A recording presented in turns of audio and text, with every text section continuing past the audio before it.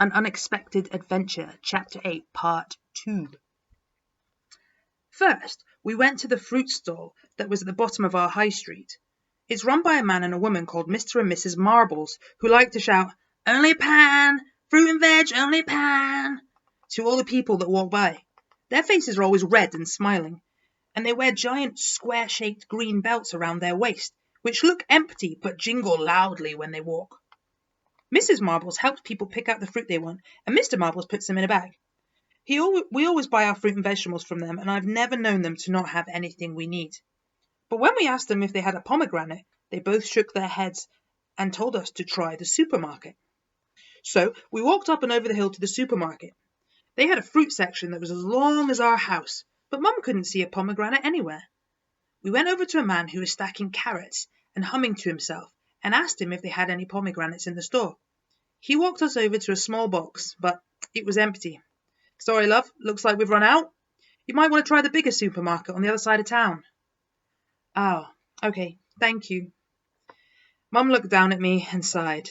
Then she said, "Come on, the adventure continues." We hopped onto a bus, and after half an hour landed at an even bigger supermarket. This one had a car park as big as a football field and corridors as long as the ones in school.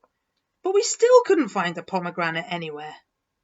"Let's ask someone," said Mum. "They must have them." We walked around and found a man dressed in a suit who was standing by the sandwich section.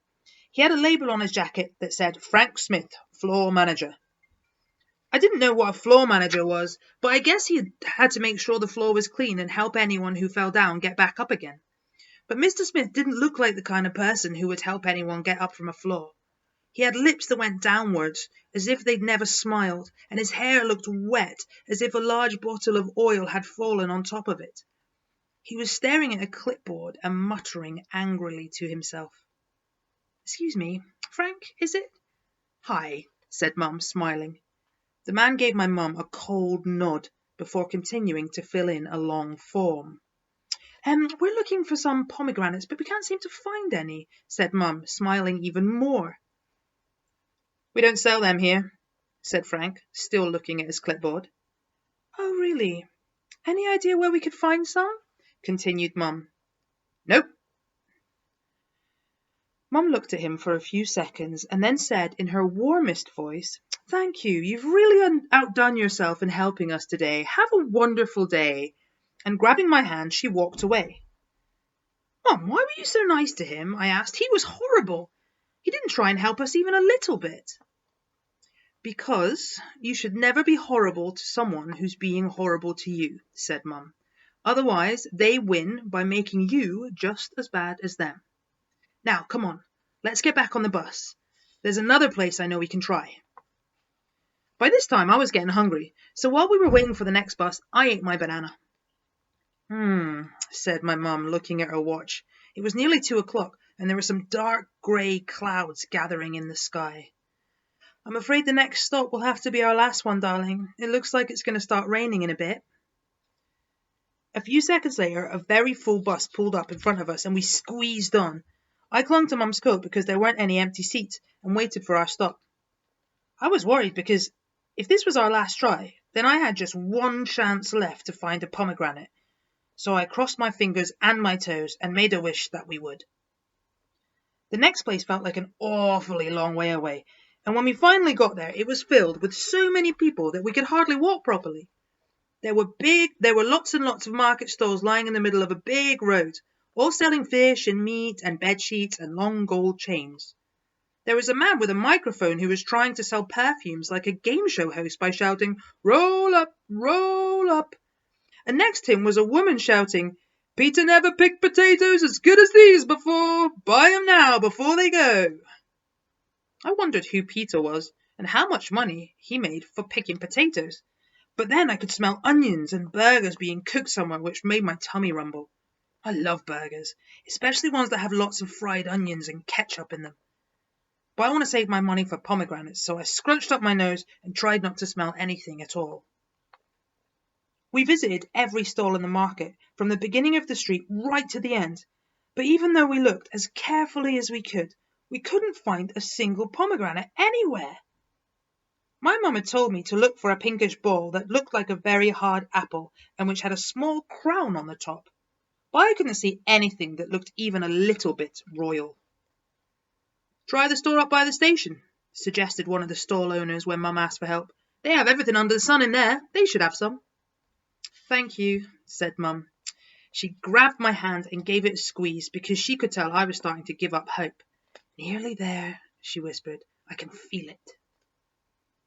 We walked for 5 minutes down the road and up to the station and found the shop the woman in the market had told us about. It was much smaller than the big supermarket with Frank the horrible floor manager, but it was bright with loads of coloured lights and bowls of fruit and vegetables outside. It had everything you could think of: peaches and plums, mangoes and bananas, kiwis and pears, yellow apples, red apples, pink apples, and even a spiky pink and green fruit that I'd never even seen before. But I couldn't see any pomegranates. So we went inside and Mum asked the man standing behind the counter. "Ah," nodded the man, scratching the tip of his nose. "Pomegranate. I see for you." And talking out loud to himself, he hurried to a corner of the shop and quickly looked through some boxes. "Much regret," he called out, holding up an empty box. "No more, but we have delivery on Tuesday." The man came back and looked at us, and we looked at him. He had a large white beard, a moustache that was curly at the ends, and was wearing a bright red turban. I liked him because his eyebrows were like hairy caterpillars, and they jumped up and down a lot when he spoke. "Oh well," said Mum. "We tried, at least." The man looked at me. I think he must have noticed that I was looking a bit sad because he said, "Is it for the little one?" I looked up and nodded. "And for my friend," I said. "He's new in my class and he misses home, and that's what he used to have."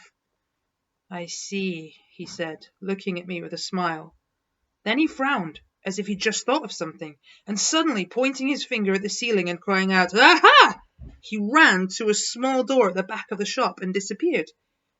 Mum and I looked at each other in surprise. "He's funny," I said. "I like him." "He seems lovely," agreed Mum.